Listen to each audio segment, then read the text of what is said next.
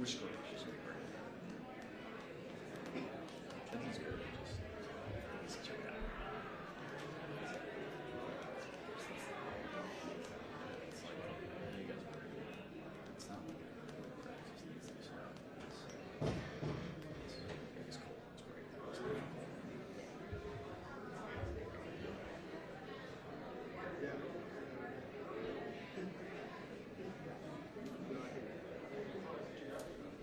After I just missed him. Jensen, I can't miss him.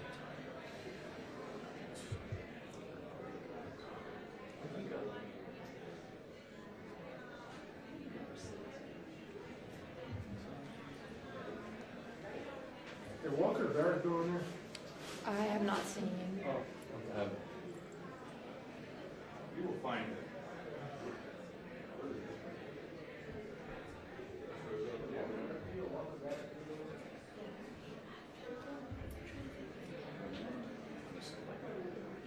One.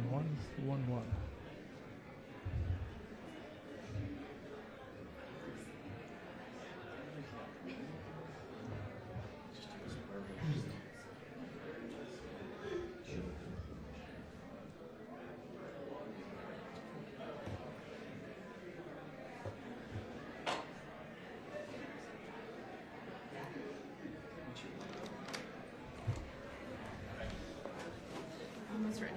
I'm gonna get that. Table. Okay, thank you. We're getting the table removed so y'all can put your sticks in the middle. Put it be, I put it all the way back. Yeah, we can do that too.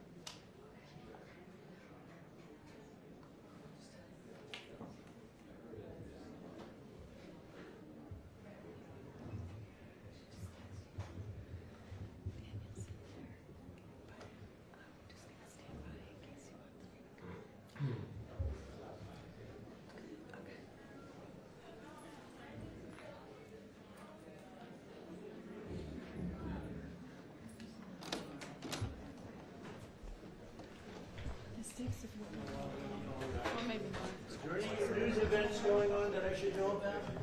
He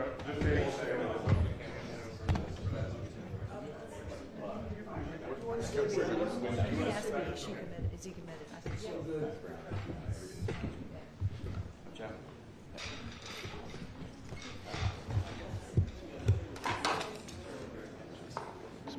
Jared, you want to come?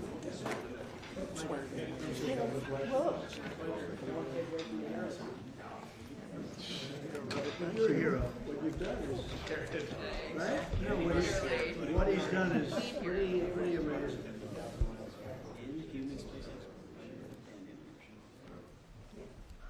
Hello, everybody.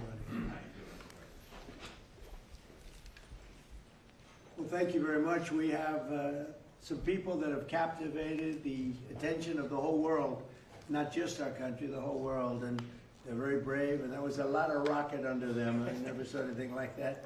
We were talking about it. It's I don't know how they do it. I wouldn't want to do it, but it takes people like this to make our country great. And again, I've never seen anything. Everybody I knew, they wanted to see the launch, and they especially wanted to see a successful landing. And Jared, I want to congratulate you, what you've done at NASA. I made a great choice. And if you have any questions for any of us, feel free to ask. But we're very proud of these people. They have unbelievable courage, unbelievable. A lot of other things too, by the way. To get in there, you have to be very smart. Have to do a lot of things physically good. So I would have had no trouble making it. Physically, very, very good. Maybe a little bit of a problem. I don't know, sure. We'll have to try it sometime. Is a president allowed to go up in one of these missions? We can get working on that, Mr. We'd have no problem, right? We're going to launch more rockets. The opportunity. We'll have to try it. Congratulations very much. And by the way, their families are over here, beautiful families, and they're in the Oval Office, and they walked in, they said, wow, the Oval Office. Everybody likes the Oval Office. So, any questions, please? Thank you, Mr. President. First of all, it's a great honor to meet all of you. Congratulations, and welcome to the White House. I have had the privilege of interviewing Gene Cernan, the last man to walk on the moon. Oh, good. Is that what you would like to do? And Mr. President, do you think that will happen during your second term? Well, we have a shot at it. I mean, we don't like to say definitely, because then you say, oh, we failed. Because I think we could say we're ahead of schedule. So we have a good shot. We've authorized it. And I think with this team and with Jared's done such an amazing job at NASA, I think we have a good shot, right? We'll see. Yes, Mr. President, we have an achievable plan now back to the moon. And we're back in the business of launching moon rockets with frequency. So we just sent Artemis II around the moon. We're going to launch Artemis III in 2027. We'll protect for up for 2 opportunities in 2028 to return astronauts to the surface of the moon. I like space. I started Space Force, as you very well know. It's been very, very important. Then they tried to kill it. And actually, the military would not let the Biden administration kill it. They wanted to kill it. And it's going to turn out to be one of our most important things. I think it'll turn out to be one of the most important things they did. But we got involved with NASA bringing it back. And I was saying when I first looked at some of your facilities, they had grass growing on the runways, right in between the cracks of the asphalt. And but not anymore. It's really strong. And what they do, one of the things they do that's so important is for our military offense and defense. And a lot of people say, well, is it worth it? It's really worth it, because what's happened militarily, you see what we're doing militarily, a lot of that comes from space. So it's been pretty great. Good question. Yeah. Thank you, Mr. President. I have 2 questions for you. First, on the topic of space, do you have an update on the UFO files and when we're going to be seeing those? Well, I think we're going to be releasing as much as we can in the near future. For some reason, and I guess it's just a reason it's been in the minds of people for a long time, that is they want to find out about the UFOs and anything having to do with UFO or related material, and we're going to be releasing a lot of things that we have, and I think some of it's going to be very interesting to people. I've interviewed people, my first term primarily, but I interviewed some pilots, very solid people, and they said they saw things that you wouldn't believe. So You're going to be reading about it. Yes. Sir, you spoke to Vladimir Putin not too long ago. Did you talk to him I did about today. Did you talk to him about progress in the space area, and what else did you talk I didn't talk about space. No, I talked about Ukraine, and I talked a little bit about Iran. I talked about a few different subjects, mostly about Ukraine, and we had a very good conversation. I think we're going to come up with a solution relatively quickly. I hope. What does he want? I think he'd like to see a solution. I can tell you, and that's good. What involvement does he want to have in the Iran situation? He told me he'd like to be involved with the enrichment if he can help us get it. I said I'd much rather have you be involved with ending the war with Ukraine. To me, that would be more important because we're gonna have that. Look, we're not going to let Iran have a nuclear weapon, and we've knocked out their Navy, we've knocked out their Air Force, we've knocked out their anti-aircraft, everything, apparatus, everything they have, their radar, they have very little left. And they have some missiles, a small percentage. They have a small percentage of missile-making facilities. We knocked out about 80% of them. The rest could come very quickly if we don't make a deal. They're not going to have a nuclear weapon. They know it. And just about everybody else does. And so we talked about that a little bit. He doesn't want to see them have a nuclear weapon either. But I had a long talk with President Putin. I suggested a little bit of a ceasefire, and I think he might do that. He might announce something having to do with that. Did he announce it yet? No, but I was wondering, I was just going to ask you. No, I asked him about, even if it's a little ceasefire, there's so many people being killed, it's so ridiculous. Thank you, Mr. President. In light of today's Supreme Court ruling on the Voting Rights Act, do you want Republican states in the South to look at redrawing congressional districts before I the don't know, you have midterms? to tell me, when did the ruling come out? I've been with the astronauts. I've been with contractors because we're trying to get the ballroom built ahead of schedule. It's right on schedule. It's ahead of schedule now. I want to keep it that way. Came out today. And I was also with commissioning some people, but one of, David Warrington's son, I don't know, you know David, everybody knows David. He's got this incredible son, so he was just sworn in, so we had other things. Tell me about what happened. Well, some think that the ruling could create more Republican-held congressional seats in the South. That's good. Yeah.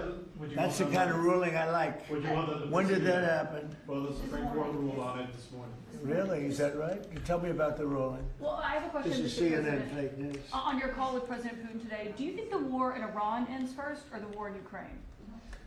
Well, we talked more about the war in Ukraine, but he would like to be of help. I said, before you help me, I want to end your war. So we had a good talk. I've known him a long time. I think he was ready to make a deal a while ago. I think some people made it difficult for him to make a deal, but we talked more about Ukraine. But which war do you think ends first?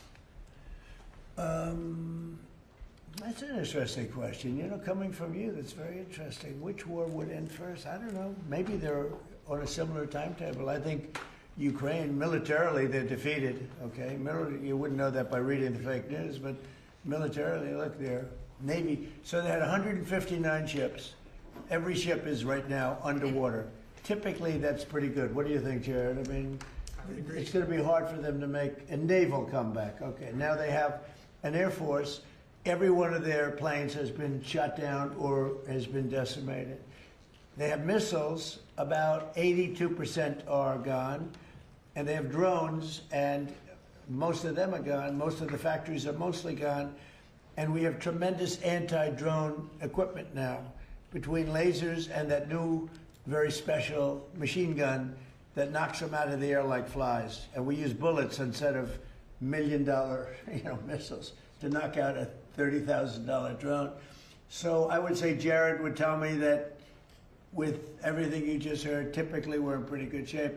And in addition, their economy is crashing. Their, as you know, their money, they call it their money, they don't have a name for it. Their money is valueless. They've got inflation that nobody's ever seen before. Other than that, I think they're doing quite well. If you read the New York Times, you'd say they're doing wonderfully because it's fake news. Or if you watch CNN, I mean, you cover it all the time. You think they're doing well. Do you think they're doing well where they have no Navy, no Air Force, no anti-aircraft apparatus, other than what they may have put there. They may have brought in some light stuff during the ceasefire, and we know exactly where it is, so it'll be knocked out within the first 15 minutes. You're about to say Mr. President. Thank you very much, Mr. President. I want to go back to the Supreme Court ruling on the Voting Rights Act. I know you said you haven't seen it. When did it come out? Just now? No, it came out this morning, but basically very much narrows the Voting Rights Act. Was it considered a win for a whom? win for Republicans? I love it. Absolutely. But my question... This is a very good, we can end this news conference right now. I want to read it. My question Wow. for you, Mr. President, is that some Republican governors have not responded in terms of what they're going to do. I guess early voting, for example, in Louisiana. Republican governors, what? Republican governors. What about it? Early voting begins Saturday there, for instance. Should they redraw the map in the next couple of I would. I mean, it depends. I mean, some states don't need to redraw, and some do. I mean, I know what the concept of the rule. I just haven't seen the result. Yeah, I would say generally, I would think that they would want to do it. Some are greatly helped, and some, you know, didn't make much difference. Yeah, I would say they would do that. They have time to do it. Yeah, please. Thank you, Mr. President. I wanted to ask you, there's a lot of drama on the House floor today. Several bills were stalled, and a rule took 2 hours to pass today, and there's still some tension over the Farm Bill. Do you think that you need to get more involved legislatively on Capitol Hill? Well, we want the Farm Bill. The Democrats don't. We want security, okay? We need security. We want security. The Democrats don't think we need security. They actually do, but they suffer greatly from Trump derangement syndrome, like at levels that nobody's ever seen. They're sick people. There's something wrong with them. They don't want to pay anybody for security. They don't like ICE. They don't like Border Patrol people. They don't like the people that keep us safe. You know, when they ran this, they let 25 million people into our country, and many of those people were from prisons. They were from mental institutions, drug dealers, murderers. 11,888 murders, half of whom committed more than one murder. They think that was fine. I happen to like law enforcement. They essentially want to defund law enforcement, and I don't think the public's going to let them get away with it. You know, we got it all approved in the great big beautiful bill, and they want to renegotiate. We don't like that. Mr. President, the King's speech that he made to Congress, he spoke strongly, forcefully about the necessity for a strong NATO alliance. He also spoke about the necessity to continue to support Ukraine. Did his speech in any way change your thinking on either of those issues? Well, you have to understand, my thinking is, I think, exactly correct, but I was very disappointed with the fact that when we called on them to give us a little hand, we didn't need it. I actually did it just to see whether or not they'd be there. When we called on NATO to give us a hand with Ukraine, and in particular the most recent, you know, we asked them to do certain things on Ukraine, and we also wanted them to do things with Iran. And on Ukraine, they're very much involved, but they didn't do things the way we would like to see it. You know, it's been going on for a long time. And on Iran, they weren't there. As you know it better than anybody. They weren't there. The King is fantastic. We spent a lot of time together. We had a lot of talk. We talked about this also. And he loves his country, and he's a great king, and he's a great friend of mine. And I think if he were doing that, if that were up to him, he would have probably helped us with Iran. He would have followed the suggestions we made with respect to Ukraine, because, you know, we have some disagreements on Ukraine, and not having to do with NATO so much as European countries. But no, you know, he's coming back tomorrow. We had an incredible evening last night, and he's leaving tomorrow. He's going to come back and see us before he leaves, and you know. But I think he's a phenomenal representative for his country. I think the people in the United Kingdom should be proud. I loved his speech yesterday. I watched it. I loved the speech last night. I don't know about my speech. I thought my speech was okay too, but I thought he was. I think he's an unbelievable king, and by the way, an unbelievable queen. They are a great couple. Mr. President, also this morning, we were talking about how busy you were this morning. James Comey was in court. He self-surrendered. He's now been charged a second time. This time over a social media post with seashells that said 8647. Do you really think that he was endangering your life or threatening your life with that? Well, if anybody knows anything about crime, they know 86. You know what 86? It's a mob term for kill 'em. You know, you ever see the movies? 86 'em. The mobster says to one of his wonderful associates, 86 'em. That means kill 'em. It's. I think of it as a mob term. I don't know. People think of it as something having to do with disappearing, but the mob uses that term to say when they want to kill somebody, they say 86, the son of a gun. I'm trying to keep the language nice and clear. They don't use that term, son of a gun. They use another term. But that's a mob term for kill 'em. Yeah. But do you really think your life was in danger? Probably. I don't know. You know, based on what I'm seeing out there, yeah. The people like Comey have created tremendous danger, I think, for politicians and others. Comey is a dirty cop. He's a very dirty cop. He cheated on the elections. He tried to help Hillary Clinton, as you know. He dismissed a lot of things that he should have proceeded with. I wasn't involved, but he should have proceeded with. No, he's a dirty cop. He's a crooked man, yeah. Mr. President, you just described there's been disagreement between the U.S. and Keir Starmer on support for Iran. Did your visit with the king smooth that over or create any more? My visit with the king really was it was extraordinary. I mean, he's an extraordinary man. He's an extraordinary person. And, yeah, it helps from the standpoint that, you know, when you like the king of a country so much, it probably helps your relationship with the prime minister. But, you know, in that case, the prime minister, I said, do you want to send a little help? He said, no, we'll send it after you win the war. I said, that's not good. That's not good. What do you think of that, Jared? Sending help after we win the war? I don't know. Something that bothers me. Wait, I don't want to get you guys involved, but I can imagine what you're thinking. The United Arab Emirates, the UAE, they pulled out of OPEC. Yeah. What do you think about that? I think it's great. I think it's great. Look, I know him very well, Mohammed, and very smart. And he probably maybe wants to go his own way. That's a good thing. I think ultimately it's a good thing for getting the price of gas down, getting oil down, getting everything down. They have it all. He's a great leader, actually. So no, I'm okay. They're having some problems in OPEC. Mr. President, Kevin Warsh passed a hurdle today. The Senate Banking Committee confirmed his nomination. It will go to the Senate floor. He'll be on the Fed in mid-May. Is it your expectation that he can persuade the other Fed governors to lower interest rates? Well, we'll see. I mean, they should recently, because it's a good time to lower them. We're the most prime country anywhere in the world. We're right now having investments made in our country at a level that nobody's ever seen. No other country's ever seen it. Tens of billions of dollars are being invested. Factories, auto plants, AI. I mean, not just AI, because AI is new. We're leading China by a lot in AI, as you know. I'm letting them build their own electric plants. They're building them, otherwise you could never do it. It was a concept that I came up with. I'm very proud of it. And by the way, they're building electric plants that people in the utility industry have never seen before. They're saying, man, that's incredible. So they're building these massive buildings that cost billions of dollars, and they're building their own electric plants. So they're not taking from a source or the old grid, you know, an old grid that would be able to do it. No, we're leading with everything. But in the history of our beautiful world, there's never been a country that has so much money being invested in it as us. And tremendous number of auto plants, by the way. The auto plants are coming out of Canada, Mexico, Japan, South Korea, Germany.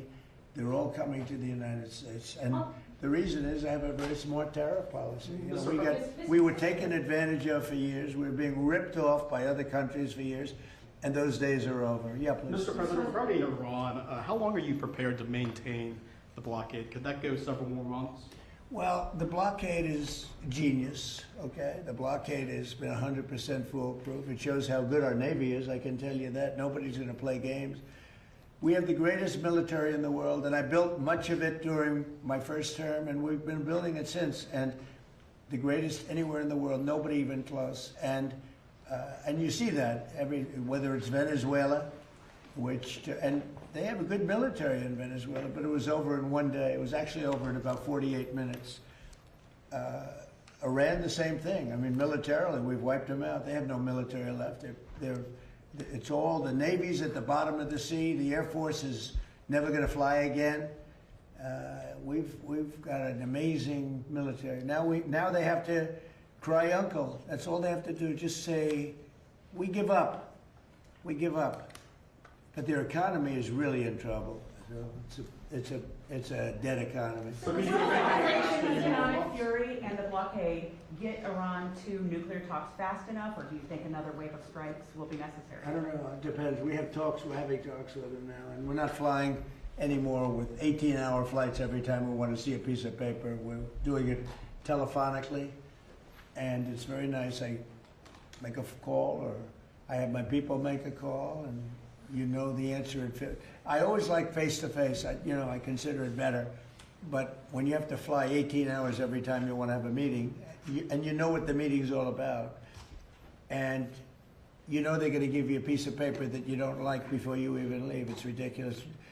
They've come a long way.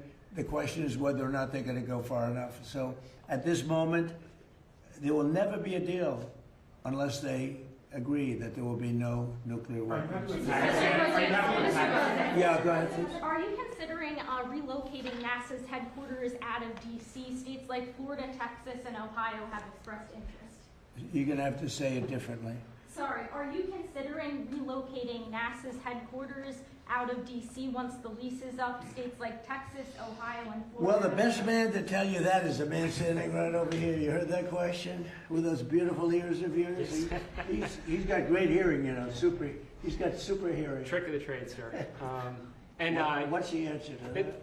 I think the answer to that is we have 10 amazing centers around the country that all kind of bubble up to contribute to the mission we're able to undertake, like Artemis II. I think in terms of the headquarters, we have a lot of people very interested in our mission. So being here in D.C. gives us the opportunity to kind of interact from all our stakeholders, make sure we make the right decisions for the nation. Yeah, D.C. is an advantage, I guess, for you. It's got to go around. It's got to see some senators, make sure they keep going, right? Yes, Mr. President. Yeah, probably staying around's not so bad. And importantly, Washington, D.C. is now one of the safest cities in the country. When I came here a little more than a year ago, it was a very unsafe city. And now, maybe even more importantly than that, we have the hottest country anywhere in the world. And you helped make it hot. You know, you helped make it hot. When a year and a half ago, and I say it a lot, the King of Saudi Arabia, but others also, the King of Saudi Arabia said, Mr. President, a year and a half ago, we thought you had a dead country. We thought the United States was a dead country, and now you have the hottest country anywhere in the world, and we do. And believe it or not, I mean, when everybody in the world was watching that incredible performance by NASA, these incredible people behind me, where they get the bravery, I have no idea. But you're a big part of it. You really are. We have the hottest country in the world. Thank you very much, everybody. Thank you, Brad. Thank you, Brad. Thank you, Brad. Thank you, Brad. Thank you, Brad. Thank you, Brad. We'll go out that door, guys. Thank you, Brad. Thank you guys this way. Thank you, Brad. Thank you, guys. This way. This way. In front of the Thank you. cameras. Thank you. Thank you. Thank you. Thank you, everybody. Thank you, Mr. President. Thank you. Mr. How do you like the new walkway? Good, huh? Very impressive. Good job. Thank you. Good job on television you did too. Thank you, sir. Very, very